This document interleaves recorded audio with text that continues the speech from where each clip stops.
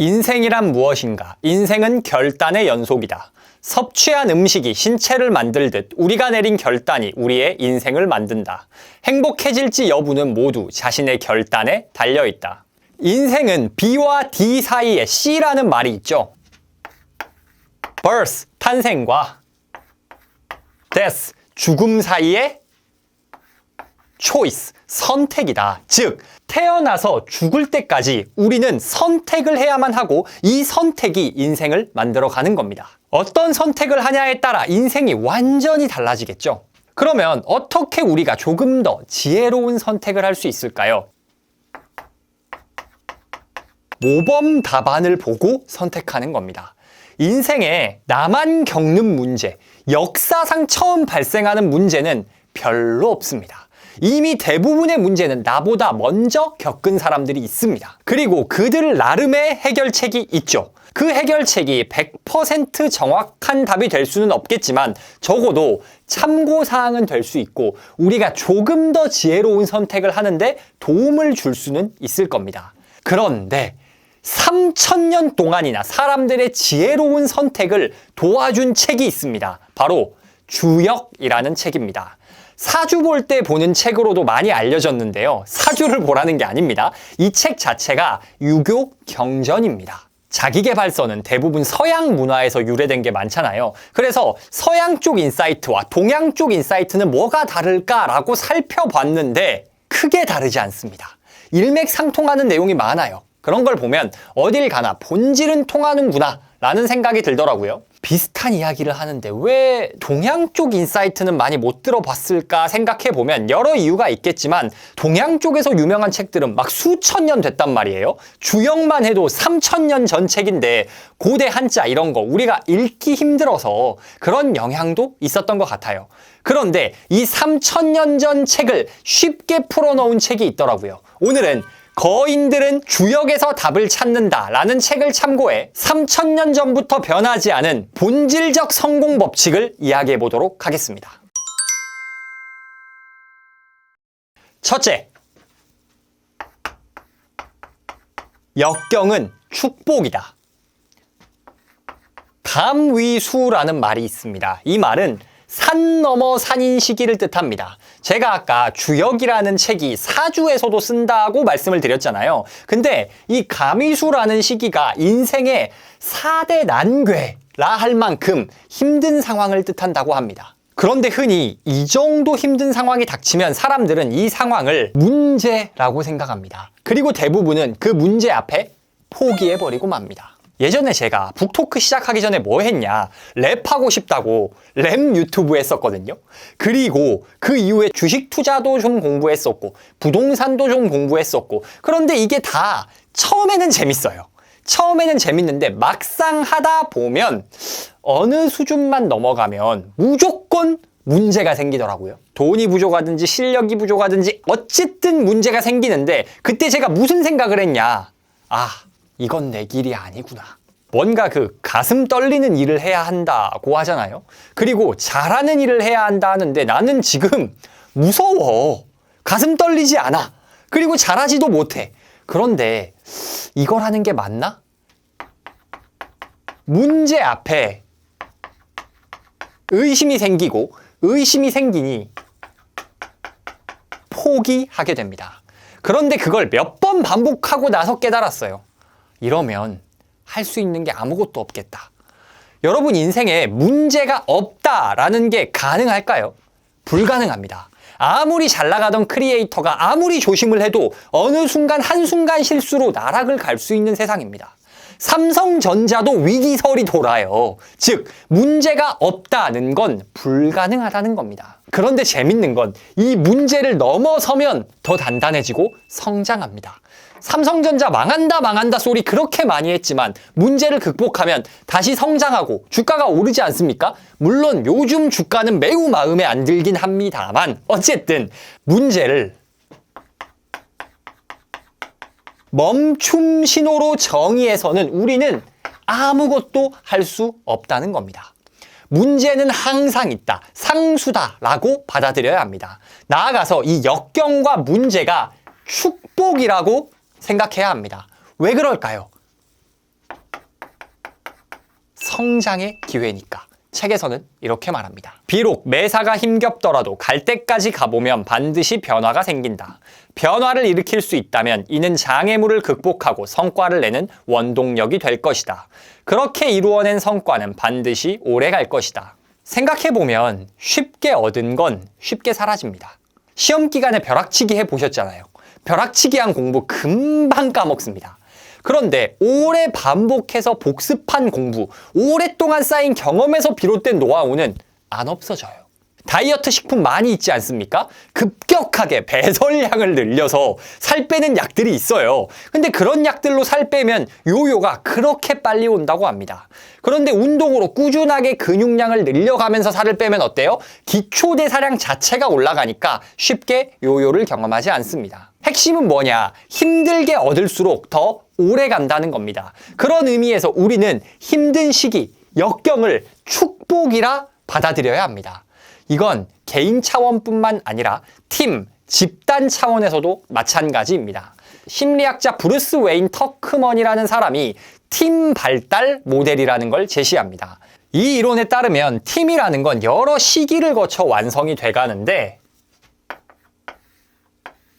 첫 번째, 형성기. 두 번째, 혼란기. 세 번째, 통일기. 그리고 그 이후에는 기능기. 말고도 뭐 쭉쭉쭉 단계가 있습니다. 그런데 1, 2, 3단계만 집중해서 볼게요.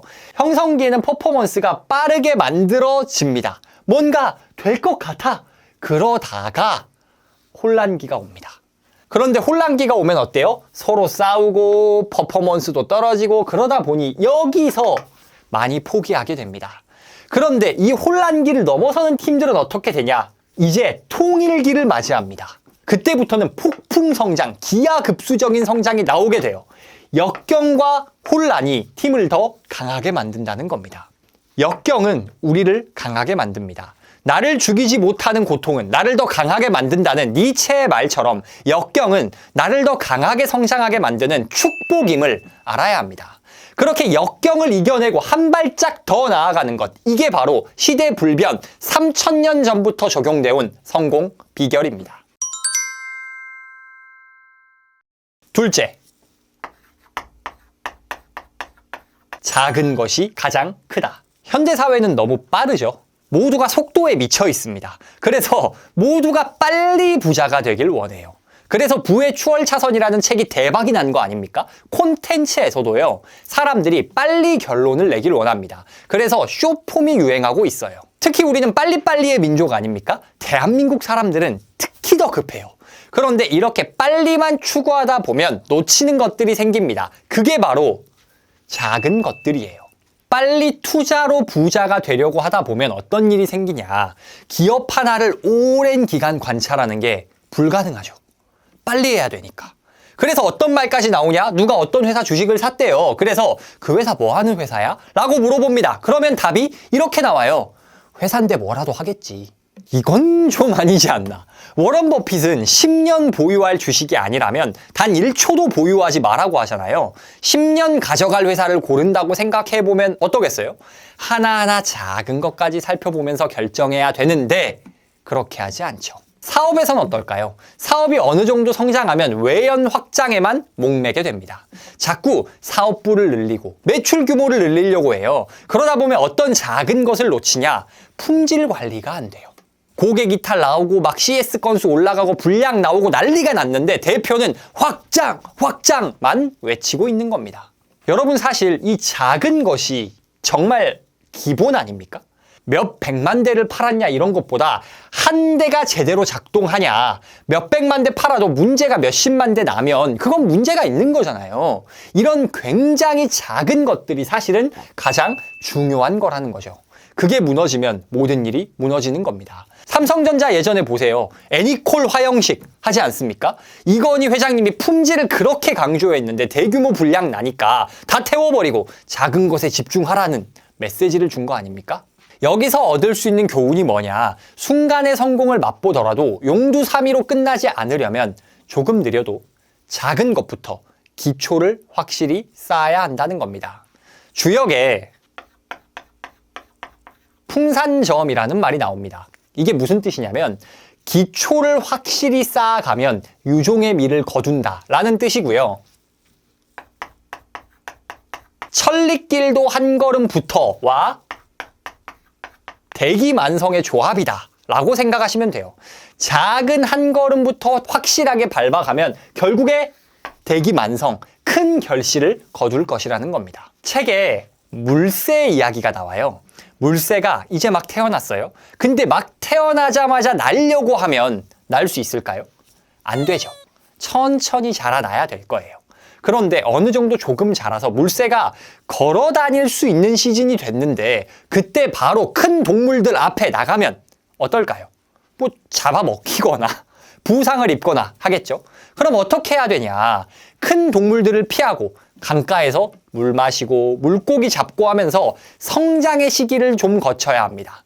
그러다가 어느 순간 성장의 임계점이 넘었을 때 나 이제 날 수 있겠는데? 그 느낌이 들었을 때 날아야 되는 거예요. 그럼 어떻게 되냐? 예전에는 포식자였던 큰 짐승들도 그 물새를 보면서 너무 멋있게 난다. 동경하게 되는 거죠.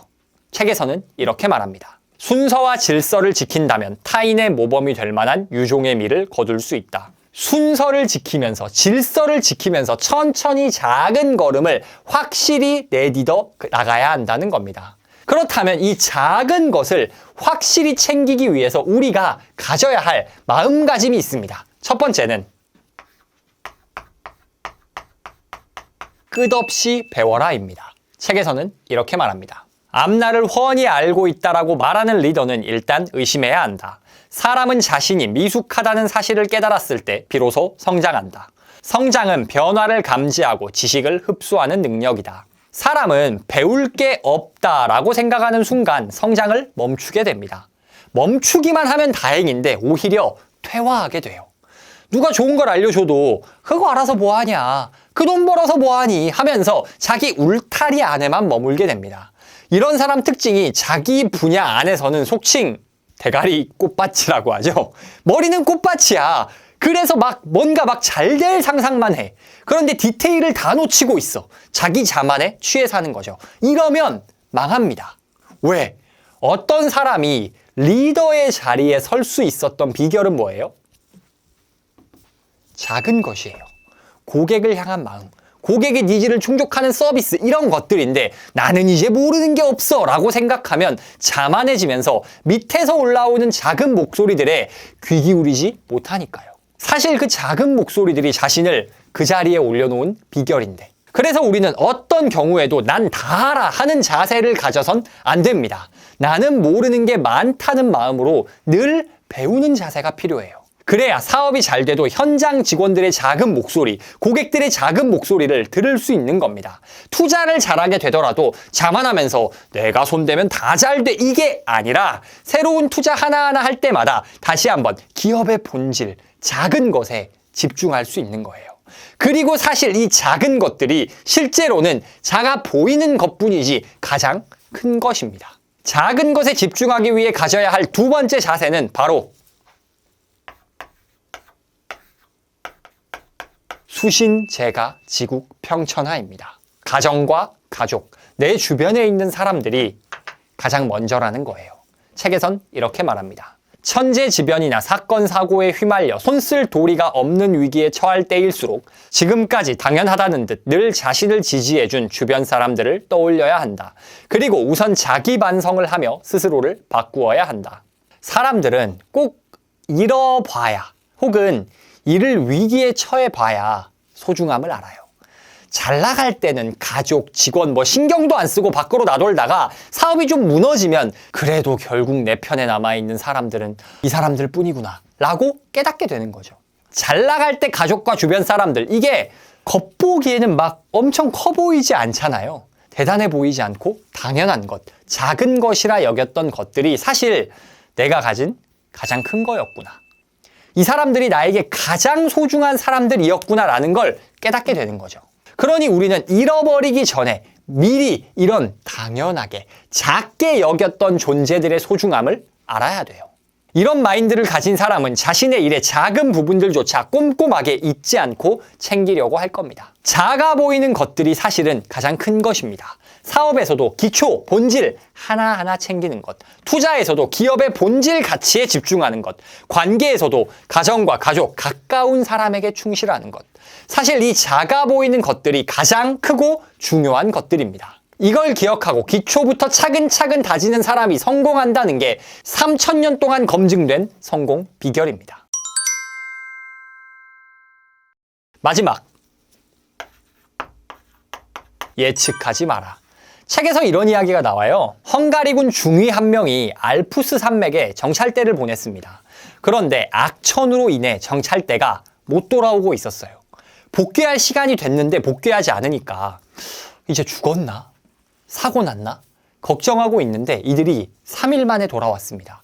어떻게 돌아왔냐? 라고 물어보니 절망적인 상황이었는데 갑자기 한 대원 주머니에서 지도를 발견했다는 겁니다. 그래서 지도대로 가보자 해서 돌아올 수 있었다는 겁니다. 그런데 이 중위가 그 지도를 받아봤어요. 재밌는 건 이 지도가 알프스 산맥 지도가 아니라 피레네 산맥 지도였습니다. 전혀 다른 지역 지도를 보고 이대로 가면 될 거야 라고 돌아온 거예요. 만약에 이 대원들이 이거 피레네 산맥 지도잖아 알고 포기했다면 어땠을까요? 다 죽었을 겁니다.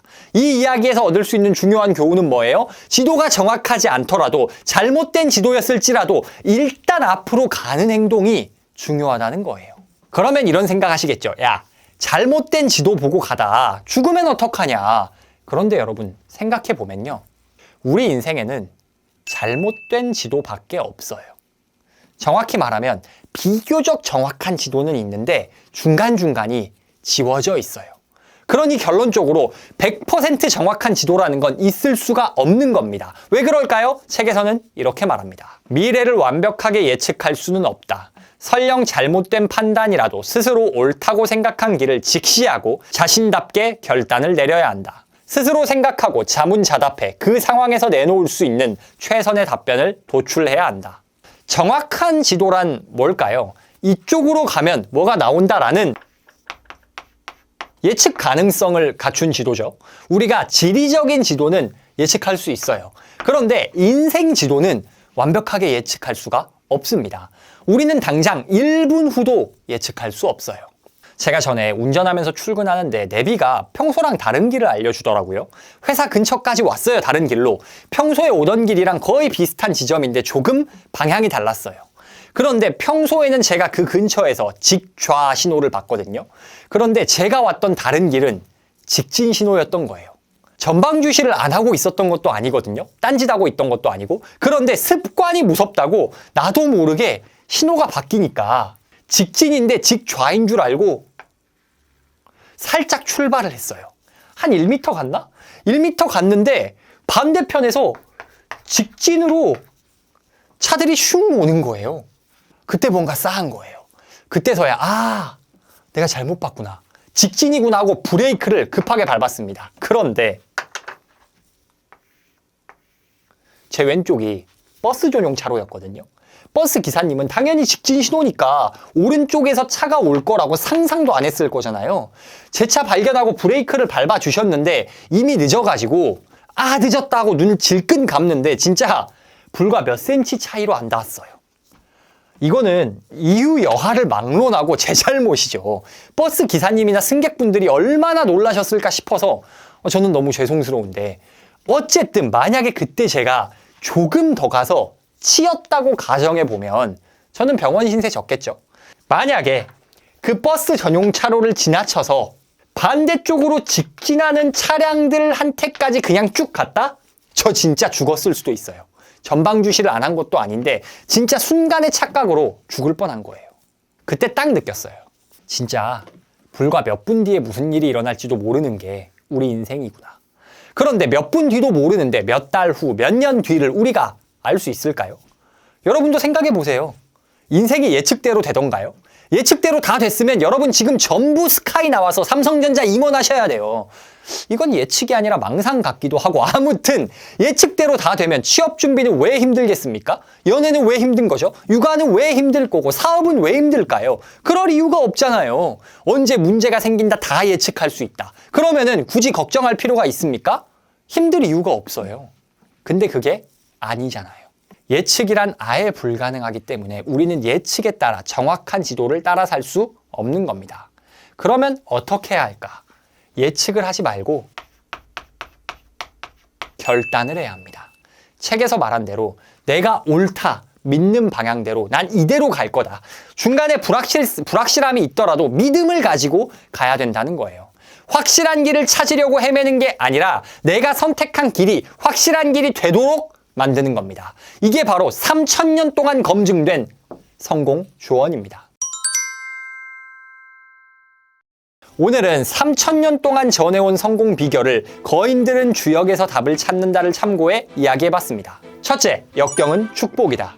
역경을 많은 사람들이 문제, 벽으로 인식하는데 역경은 오히려 성장의 기회라는 겁니다. 쉽게 얻은 것은 쉽게 잃어버립니다. 그러나 역경을 통해 어렵게 얻은 것은 쉽게 잃어버리지 않습니다. 역경을 문제가 아닌 배움과 성장의 기회로 정의하는 것이 성공하기 위해 우리가 가져야 할 마인드입니다. 둘째, 작은 것이 가장 크다. 사람들은 마음이 급해 빠르게 큰 것을 얻으려고 합니다. 그러다 보니 작아 보이지만 사실은 가장 중요한 것들을 놓치죠. 사업을 시작할 때는 고객 한 명의 만족도, 투자할 때는 회사의 본질 가치 등을 다 잊어버리는 겁니다. 사실은 이런 작아 보이는 기초부터 차근차근 밟아가는 게 성공을 하는데 가장 핵심적인 내용입니다. 마지막, 예측하지 마라. 인생에 정확한 지도란 없습니다. 중간중간 지도가 손상되어 있고 완성되어 있지 않습니다. 대동여 지도 같지 않아요. 그럼 어떻게 해야 되냐? 예측한 것이 아니라 내가 옳다 믿는 방향으로 가는 것. 확실한 길을 찾는 게 아니라 내가 선택한 길을 확실한 길로 만드는 것. 이게 핵심입니다. 오늘 영상에서 거인들은 주역에서 답을 찾는다를 통해서 알려드린 이 지혜가 여러분의 삶에 놓인 수많은 선택의 순간에서 조금 더 나은 선택을 하는데 도움이 되기를 진심으로 응원합니다.